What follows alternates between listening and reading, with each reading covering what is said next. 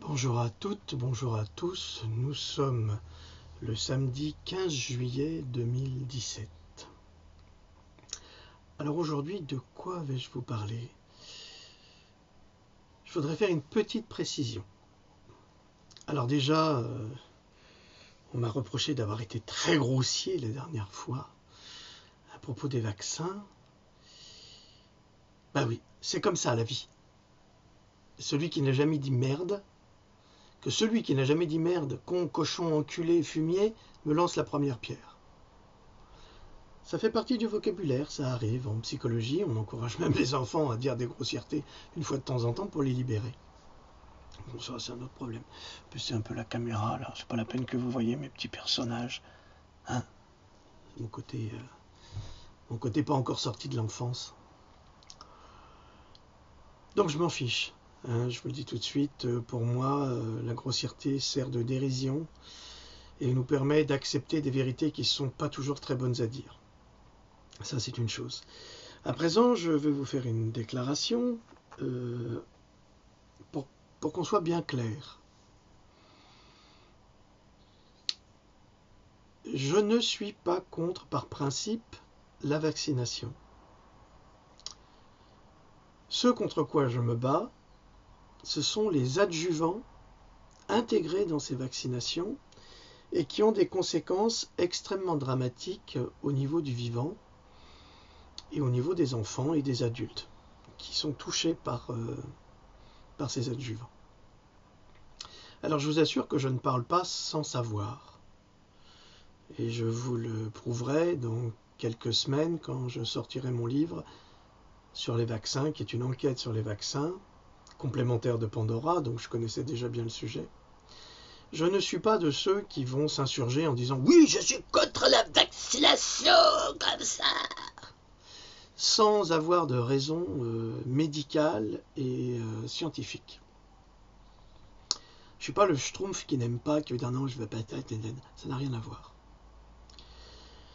Je m'intègre dans un groupe de pensée, un groupe international qui comporte des médecins, des chercheurs américains, donc du MIT, hein, c'est quand même très très élevé, hein, niveau de recherche, des scientifiques, des biologistes, des sonneurs d'alerte.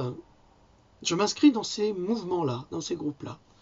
C'est-à-dire que nous ne contestons pas, par principe, la vaccination. Nous contestons les adjuvants toxiques qui sont induits dans ces vaccinations, comme le mercure, l'aluminium, le formaldéhyde, et j'en passe. Alors les laboratoires, je ne vais pas trop en parler parce que c'est des méchants ces gens-là. Les laboratoires vous explique qu'on utilise l'aluminium et le mercure pour stocker les virus dans le sujet. Ça veut donc dire que s'il n'y avait pas l'aluminium et s'il n'y avait pas le mercure, les virus sortiraient du corps des petits et contamineraient la planète. C'est un peu ça qu'ils veulent nous dire.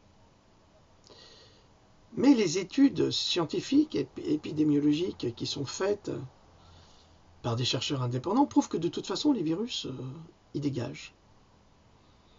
Ce qui tendrait à prouver que le mercure et l'aluminium sont peut-être de trop dans les vaccins. Moi j'ai une expérience personnelle de crèche familiale comme ça. Comment ça s'appelait déjà? Oh, j'ai oublié ça, c'est un coup des vaccins encore.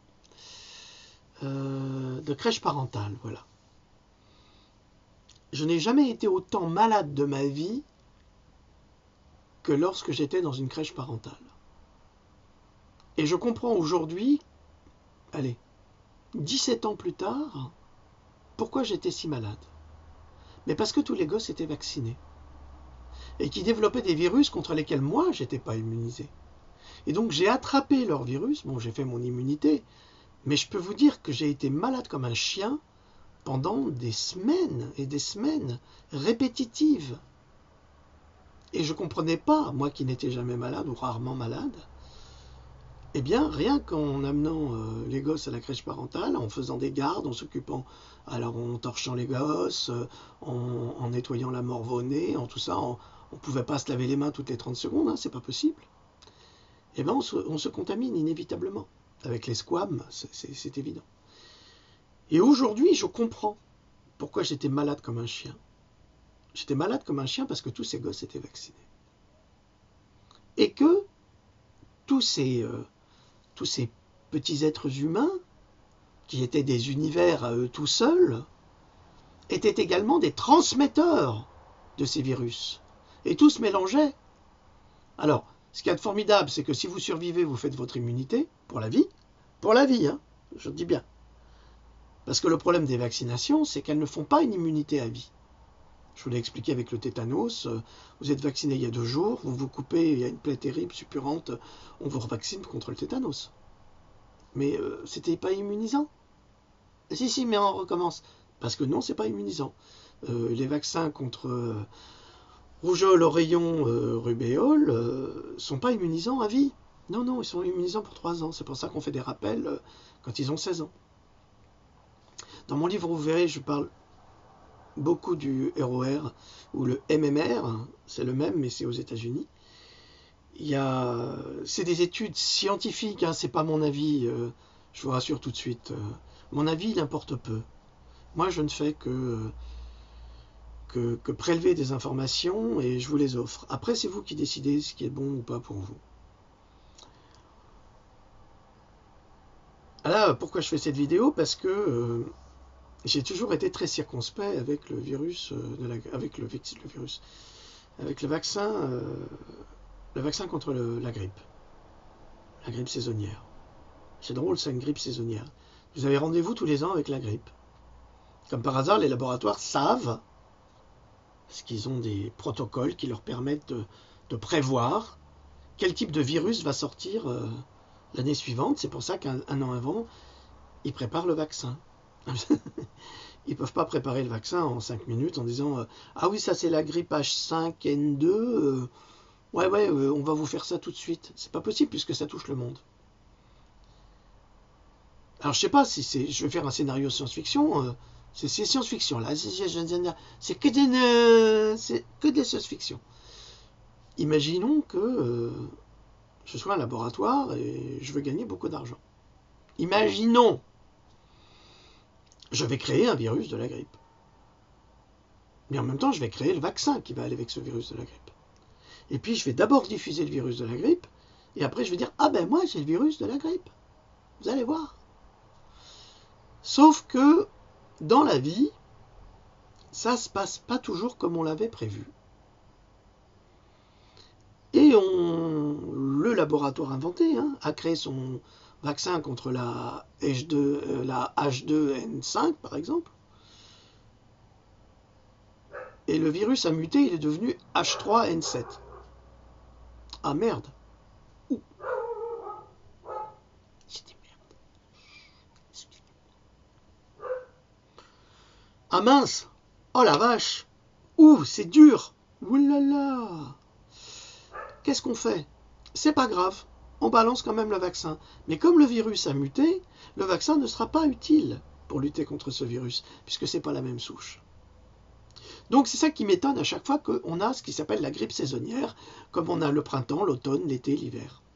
Donc dans le désordre, c'est le tiercé dans le désordre. On gagne quand même, parce que ça bouge pas. Ça vous étonne pas qu'il y ait, comme ça, chaque année, une grippe qui sort? Je sais pas si naturellement ça se passe comme ça. Alors il faut chercher pourquoi les virus deviennent grippaux et infectieux pour les humains.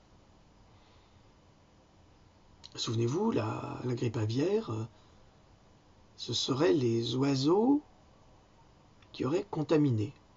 Oui, c'est vrai. À la base, c'est vrai.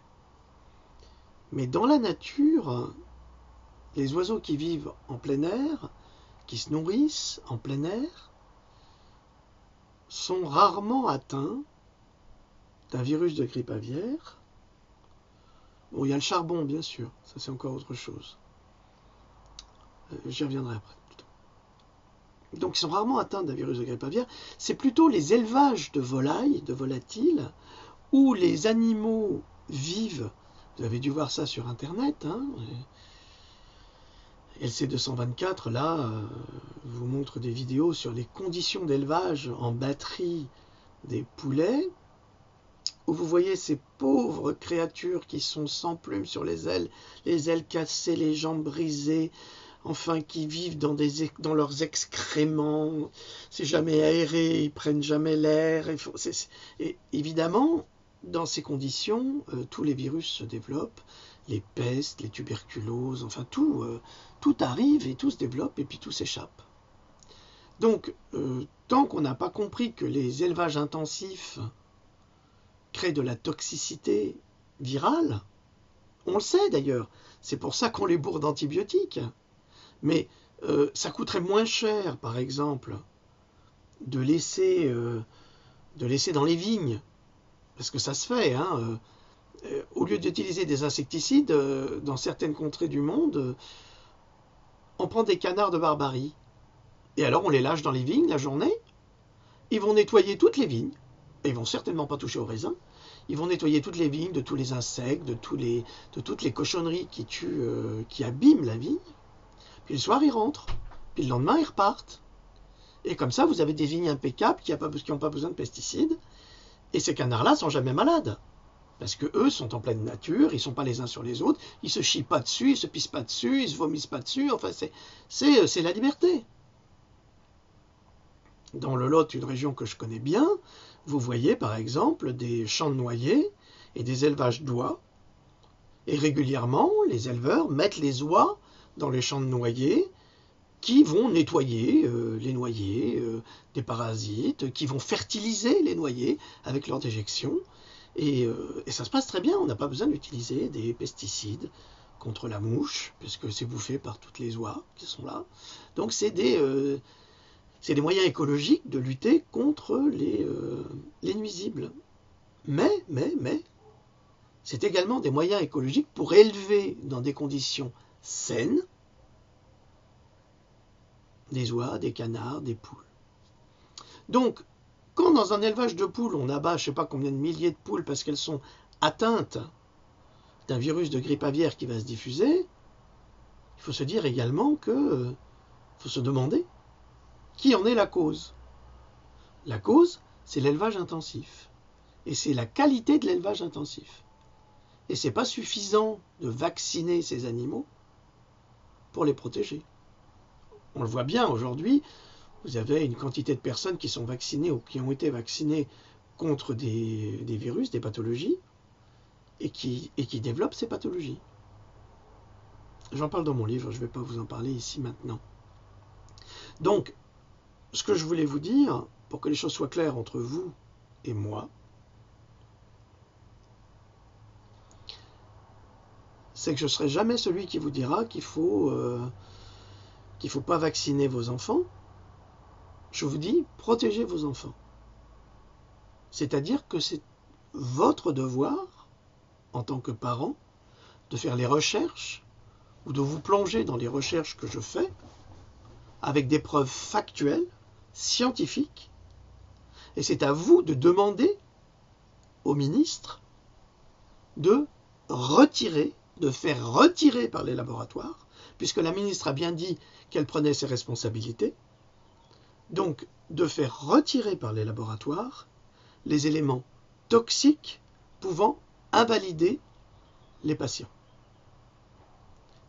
Si tout le monde s'assemble pour faire cette demande, les fabricants de vaccins, donc les laboratoires, seront obligés d'y souscrire, sinon ils ne pourront plus les vendre. Ça, c'est le truc. Tout en sachant que les vaccins qu'on fait aux grands de ce monde sont, comme par hasard, nettoyés de tous les métaux lourds. Mais pas pour vos enfants. Donc il faut exiger qu'ils en fassent plus. Ce qui me semble un peu normal. Donc, puisque le gouvernement décide d'assumer ses responsabilités, qu'il les assume jusqu'au bout. Alors aujourd'hui, je viens de découvrir que dans le vaccin contre la grippe aux États-Unis, mais ça me semble être le même ici, Alors il y a une statistique, et ça c'est une statistique officielle, il a été déclaré que le vaccin contre la grippe était le vaccin le plus meurtrier des États-Unis en 2016. Des médecins, dont des chercheurs au MIT, s'inquiètent justement de la quantité de mercure qui est létale et qui se trouve dans ce vaccin, aux États-Unis, je précise. Donc je n'ai pas fait les recherches en France, donc je ne sais pas si le vaccin français, mais il suffit de voir quel est le laboratoire qui le fabrique, et puis vous comprendrez de vous-même comment ça marche. Donc, si dans le vaccin contre la grippe, on retire ce mercure, on a évidemment moins de problèmes de développer des pathologies post-vaccinales ou d'en mourir. Donc c'est à nous, et même c'est à nos représentants, c'est-à-dire le ministre de la Santé, au lieu de nous dire que les vaccins sont à 100% sûrs, ce qui n'est pas le cas malheureusement, puisque aucun scientifique ne peut prouver qu'un vaccin est 100% sûr, et je le montre dans mon étude. Donc c'est prouvé scientifiquement, c'est pas moi qui l'invente, c'est pas moi qui le dis pour faire ou semer un trouble.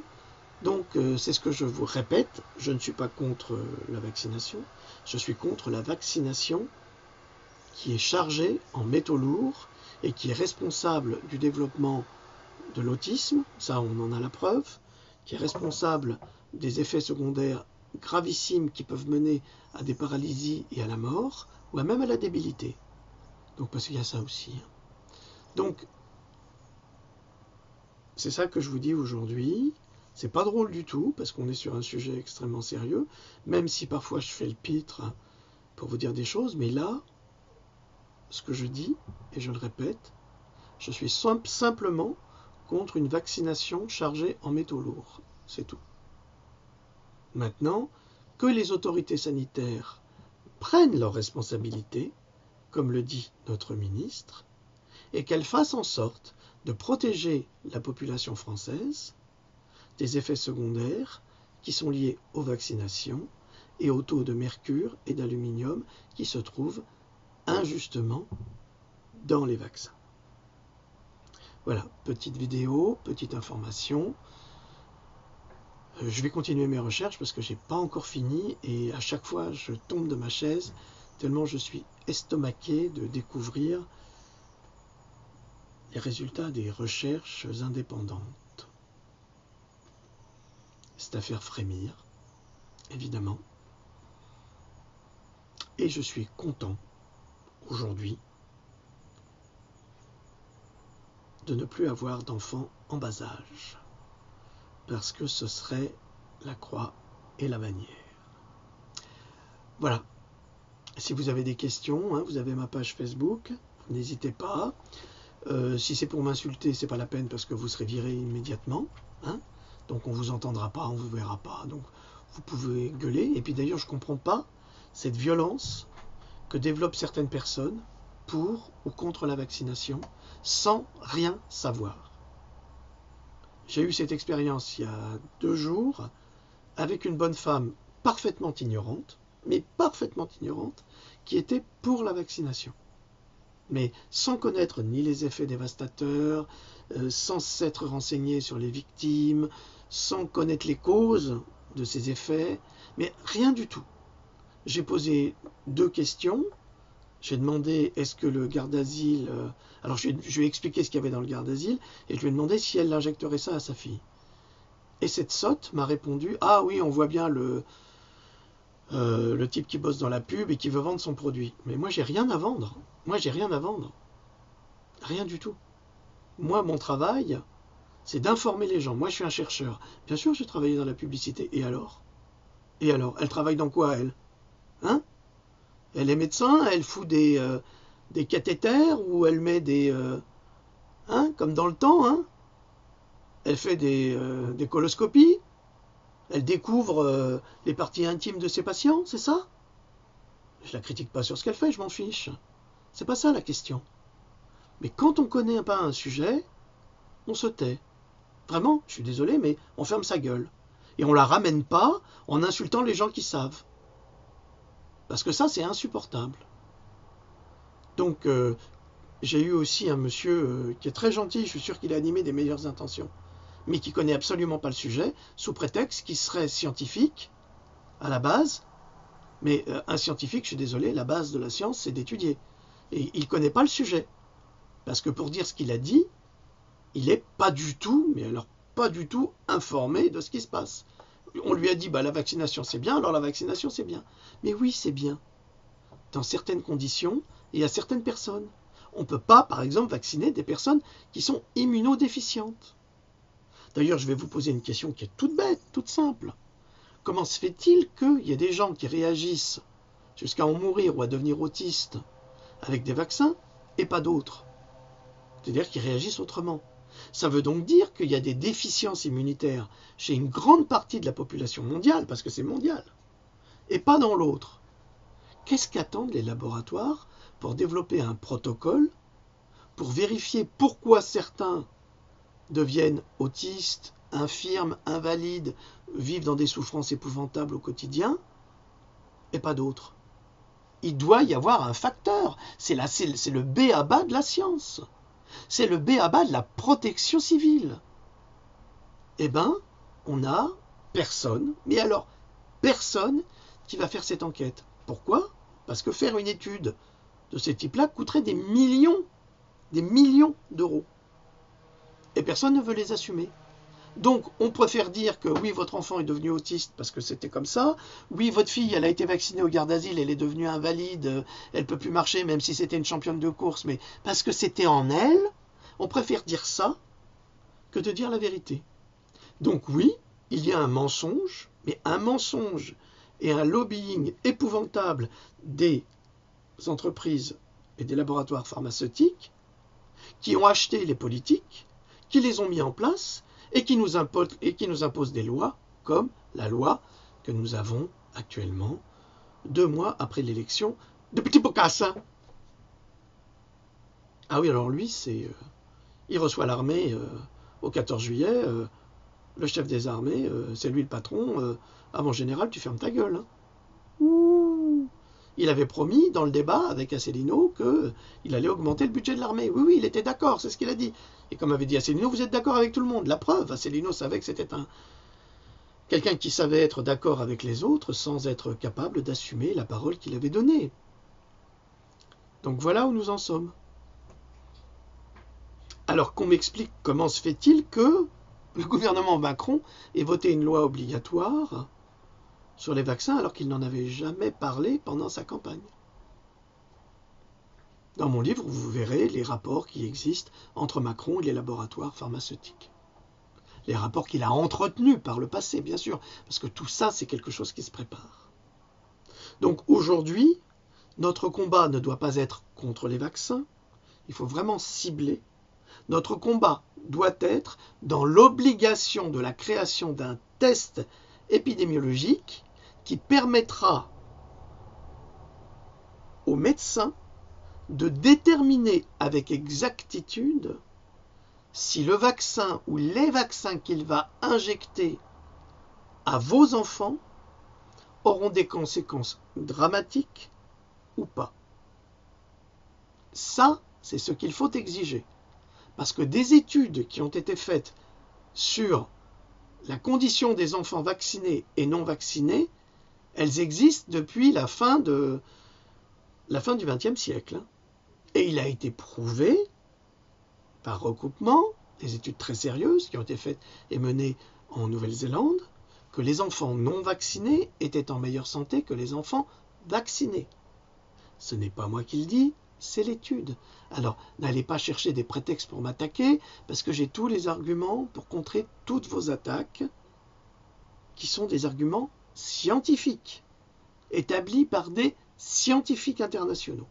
Alors, ce qui marche dans un autre pays marche aussi en France. Hein. C'est pas faut pas dire que là-bas c'est différent, il y a ci, il y a ça. Non, non, non, non, non, non, non, non. Hein. Le corps humain, c'est le corps humain. Hein. On s'entendra là-dessus. Donc voilà, je vous ai donné des pistes maintenant. D'autre part, je vous encourage à regarder les conséquences et surtout les décrets qui ont été établis à la fin du tribunal du procès de Nuremberg, concernant les pratiques nazies, les pratiques médicales nazies, sur les juifs, les tziganes, les polonais, les femmes enceintes, les jumeaux, les fœtus, enfin bref, les droits humains. Et vous comprendrez très rapidement que la France, par cette loi, se met hors la loi par rapport aux lois européennes. Donc là, vous avez des arguments solides pour protéger vos enfants. Mais ça sera dans mon livre, vous aurez tout. Voilà. Ouh, ça va faire du mal, ça. Non, ça ne va pas faire du mal. Ça va pousser les laboratoires à établir des protocoles de soins, non pas pour invalider la population, non pas pour l'exterminer, mais pour l'aider à mieux vivre. Puisque c'est en fait leur objectif. Mais ce n'est pas le cas, malheureusement. Et ça, il y a des milliers et des milliers de victimes qui, malheureusement, peuvent en témoigner. Ok ? Voilà, c'était pas drôle aujourd'hui, pas drôle du tout, je le sais. Ça aurait pu être drôle, mais hier, si vous voulez, j'ai fait une traduction d'un témoignage d'un médecin américain qui a un enfant autiste de 18 ans, suite aux vaccinations.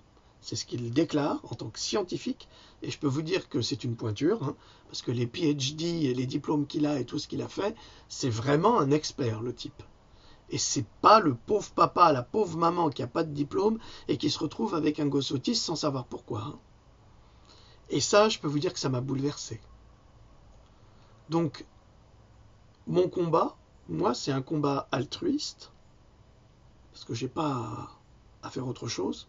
C'est un combat altruiste pour l'humanité, pour ma famille, pour mes enfants, pour les gens que j'aime, que j'apprécie, que je ne connais pas et que j'apprécie également. Je n'y gagne rien. Et c'est pas, je vous rassure tout de suite, hein, c'est pas en faisant un livre de ce type-là qu'on va gagner de l'argent.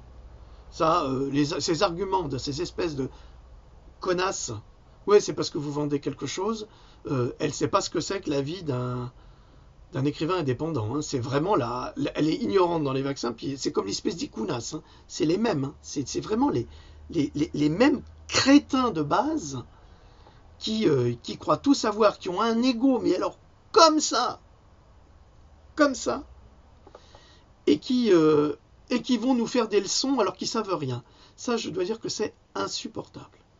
Et là-dessus s'ajoutent les soi-disant scientifiques qui ne connaissent pas le sujet et qui, parce qu'ils sont scientifiques, prétendent le connaître. Ben ça aussi, c'est pire.